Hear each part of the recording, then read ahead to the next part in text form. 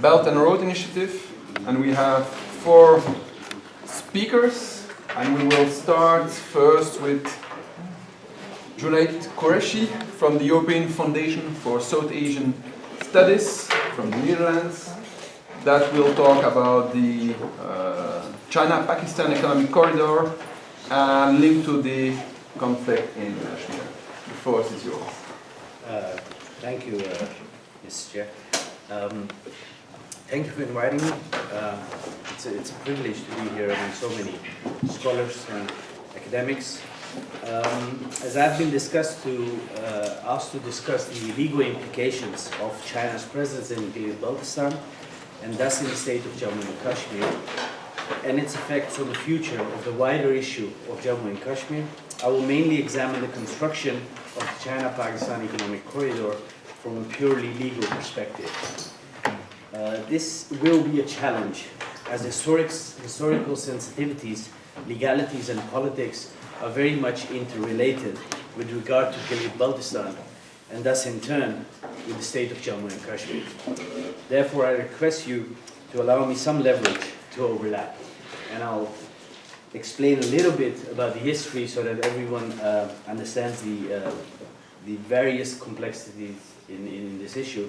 Historically, several independent small princely states together made up Gilgit Baltistan before it was formally incorporated and absorbed into the erstwhile princely state of Jammu and Kashmir by the royal Dogra dynasty in 1846. Like other princely states, Jammu and Kashmir found itself neither part of India nor part of Pakistan when today's modern sovereign states, the Republic of India and the Islamic Republic of Pakistan, were carved out of united India in 1947 when the British left. The state of Jammu and Kashmir, which was contiguous to both India and newly formed Pakistan, initially decided to remain independent. It offered to sign standstill agreements with both the dominions. Pakistan signed the standstill agreement, while India asked for further discussions on its contents. The first legal violation with regard to Jammu and Kashmir was committed by the newly formed Pakistani state when it violated the signed standstill agreement on the 22nd of October in 1947 and invaded Kashmir and Jammu provinces from the north, comprising tribesmen from Pakistan's northwest frontier province and regulars from its army. In July 1948, the Pakistani foreign minister admitted complicity to the UN Commission for India and Pakistan in Karachi when he informed it that the Pakistani army had at that time 3 brigades of regular troops in Kashmir that were sent to the state during the first half of May 1948.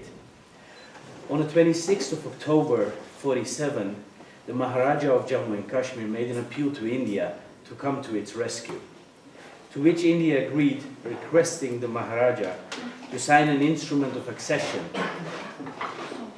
which would serve as the legal basis of India's intervention. This instrument of accession is a legal document executed by the Maharaja of Jammu and Kashmir, thereby agreeing to accede to the Union of India and in essence changing Jammu and Kashmir's legal status for the first time since the Dogras took over. Flowing from this legality, the instrument of accession also obligates the Union of India to clear the state of Jammu and Kashmir from foreign forces, in this case, the Pakistani forces. On the night of the 1st of January 1948, the Prime Minister of India called his forces and a formal ceasefire was declared as he approached the UN Security Council to lodge a complaint pursuant to Article 35 under the UN Charter, invoking the Security Council's dispute resolution capacity. By the end of the war, India was able to clear the regions of the Kashmir Valley, Jammu and Ladakh, and the other 2 regions, including Pakistan-administered Jammu and Kashmir and Gilgit Baltistan, comprising of around 34,000 square miles, came under Pakistani administration, making the division of the erstwhile princely state of Jammu and Kashmir a reality. Despite claims made by Pakistan by virtue of having Gilgit Baltistan under its administration, or claims made by India based on the instrument of accession, as the matter of Jammu and Kashmir went to the United Nations, so did inevitably the matter of Gilgit Baltistan, which meant that Gilgit Baltistan, and thus in turn the state of Jammu and Kashmir, became disputed. After 1965, India and Pakistan have almost exclusively dealt with the conflict bilaterally. Both countries agreed to put an end to the conflict and confrontation and resolve their differences by peaceful means through bilateral negotiations without any third-party intervention by signing the Simla Agreement in 1972. The signing of the Simla Agreement essentially made Jammu and Kashmir dispute, a bilateral one, to be mutually resolved between the two countries and took it out of the purview of the United Nations or any other third-party mediation.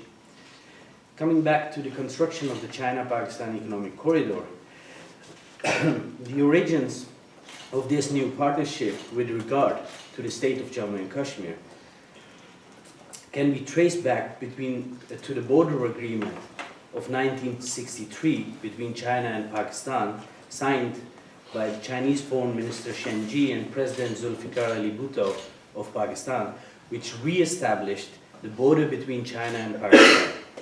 Based on this agreement, more than 5,000 square kilometers of Jammu and Kashmir, known as the Shaksam Valley, and part of the territory of Baltistan, was without any legal ownership ceded by the Pakistani government to China for the construction of the Karakoram Highway.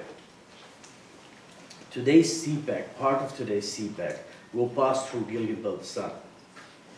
While administratively controlled by Pakistan since the First Kashmir War, Gilgit Baltistan has never been formally and legally integrated into the Pakistani state and does not participate in Pakistan's constitutional affairs, as subsequent Pakistani administrations have argued that the Pakistani state cannot officially integrate Gilgit Baltistan into Pakistan in line with its claimed, yet not practiced, position that a referendum should be carried out across the whole of the region, and that any such step would prejudice its international obligations with regard to the Jammu and Kashmir conflict. Notwithstanding legal and international constraints, it has become imperative from China's perspective that Gilgit Baltistan has a political status within Pakistan.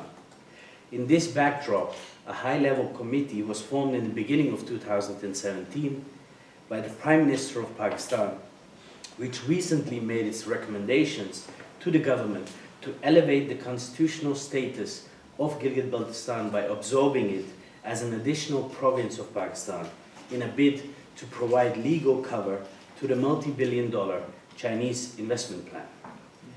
The Maharaja of Jammu and Kashmir had granted special provisions to the people of his princely state, one of which was the state subject rule. The state subject rule protects the status of the indigenous people, since the rule only allows the natives referred to as state subjects to acquire permanent residence in the state. Pursuant to this rule, the natural resources of the state are the property of the indigenous people who have the right to utilize them without any outside interference.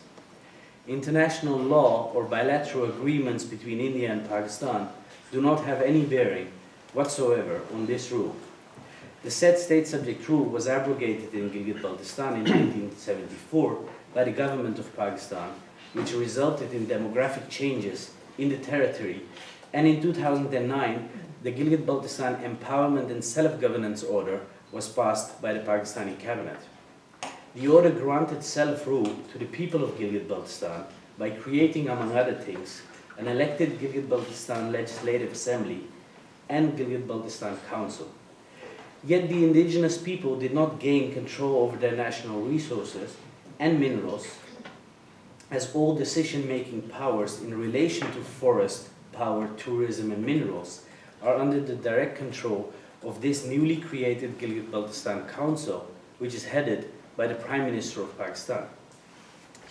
Pakistani Prime Minister Shahid Khaqan Abbasi addressed the joint session of the Gilgit Baltistan Legislative Assembly and Gilgit Baltistan Council on 27th May 2018, where he introduced the proposed Gilgit Baltistan Reforms Order 2018. This order, which has been passed by the Pakistani cabinet on 21st May, seeks to provide marginally greater administrative and financial powers to Gilgit Baltistan than did the previous order, which it will replace. The Human Rights Commission of Pakistan was highly critical of the new order. In a statement on 24th May, it stated, quote, "In claiming to grant the people of Gilgit Baltistan their fundamental freedoms, the Gilgit Baltistan order has clipped their right to freedom of association and expression. It has denied any Gilgit Baltistani the right to become a chief judge of the Supreme Appellate Court or to have any say in internal security. Above all, it has disregarded people's need, despite continual public pressure in Gilgit Baltistan to address their problems fairly and in accordance with local aspirations." China has taken a convoluted stand on the new Gilgit Baltistan order. When asked on 29th May whether the order was aimed at advancing the CPEC, Chinese Foreign Ministry spokesperson Hua Chunying said that cooperation on the CPEC would not affect China's position on Jammu and Kashmir, and that the Kashmir issue is a legacy issue between Pakistan and India and should be properly handled by the two countries through dialogue and consultation. This advice is rather bewildering. Firstly, China is well aware that a dispute exists between India and Pakistan on the Jammu and Kashmir issue, and that the status and future of Gilgit Baltistan forms part of that dispute. It acknowledged this in the 1963 Shaksam Agreement between Pakistan and China, which stipulated that, quote, "After the settlement of the Kashmir dispute between Pakistan and India, the sovereign authority concerned would reopen negotiations with China," unquote. Despite this, and in total disregard for international norms and practices, it has signed the CPEC with one of the parties to the dispute involving territory that forms part of the dispute. In any case, if a project facilitates a third country's entry into territory long disputed between two other countries, it cannot just be advertised as an economic and social development venture, and must necessarily take into consideration the political aspects involved, as such entry is bound to further complicate the dispute and impede its resolution. Last month, Prime Minister Imran Khan approved in principle a legal plan to accord Gilgit Baltistan the status of a provisional province in accordance with the recommendations made by the High Power Reforms Committee. However, the issue remains sub judice in the Supreme Court of Pakistan before a 7-member bench headed by the Chief Justice of Pakistan, which is hearing a number of petitions challenging these plans. Steps to change the legal status of Gilgit Baltistan are also legally in utter contradiction to Pakistan's own constitution and its Article 257, which is a provision related to the state of Jammu and Kashmir, defining the relation between the state of Jammu and Kashmir and Pakistan. It states, when the people of the state of Jammu and Kashmir decide to accede to Pakistan, the relationship between Pakistan and the state shall be determined in accordance with the wishes of the people of that state. Any unilateral legal alteration without that possible accession has to be examined in the backdrop of this constitutional provision, which by definition and ab initio makes the abrogation of the state subject rule in the Gilgit Baltistan, the Gilgit Baltistan Empowerment and Self-Governance Order, and the proposed transformation of Gilgit Baltistan into a province of Pakistan illegal. The construction of this corridor, complemented by the military benefits for both China and Pakistan, and an investment of $62 billion, has all the ingredients to exacerbate the legal complexities and sensitivities of the Jammu and Kashmir issue, threaten peace, and secure China's strategic interest by allowing it, after the Shaksam Valley and the Aksai Chin Plateau, to increase its illegitimate share in the state of Jammu and Kashmir.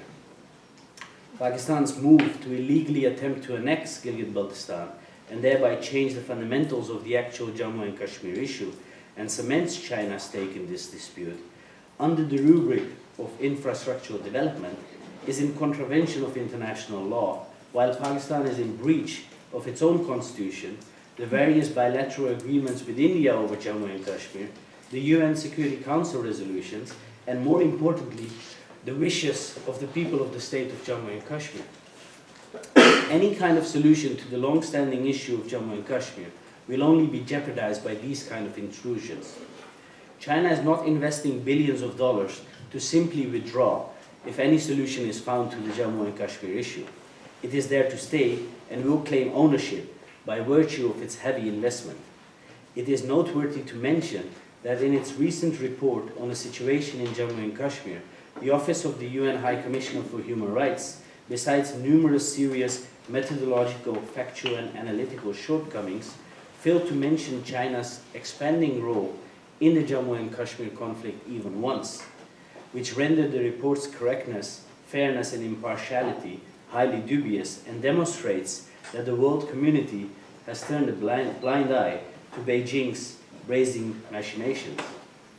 Certainly, the Pakistani economy needs to grow beyond rice and textile, which means building new infrastructures. But the question is that in pursuing this ambitious project, China is pushing Pakistan's deficits to unsustainable levels. China claims that its loans do not have the same strings attached as the loans from various international lending agencies, which is not wholly true. And Pakistan is an example. Much of the profit from new power plants and roads goes straight back to Chinese companies. The CPEC is essentially based on a $46 billion loan, now $62 billion, that Pakistan has taken from China under sovereign guarantee. From the original allocation, the 11 billion amount for infrastructure purposes is a Chinese loan, whereas 35 billion is an investment for the power sector. The infrastructure investment offered by China for CPEC is to be paid back as equity, which is guaranteed at either 17 or 20%. A substantial portion of the Chinese investments is focused on power projects, and the viability of these projects is based on interest rates charged by the China Development Bank and the China Exim Bank. China and Pakistan's relationship has an embedded, enduring imbalance. Pakistan is in China's debt, and the debt will only deepen. The investments on behalf of China towards Pakistan are of such colossal magnitude, and respectively, the obligations of Pakistan towards China are so unbearably high that Pakistan will soon find itself in a situation, just like Sri Lanka, where the only possible solution for overcoming this issue is through its transfer of power, independence, and sovereignty to Beijing. The people of Gilgit Baltistan and the rest of Jammu and Kashmir would in return ask why their land should function as collateral and its future be mortgaged. Thank you.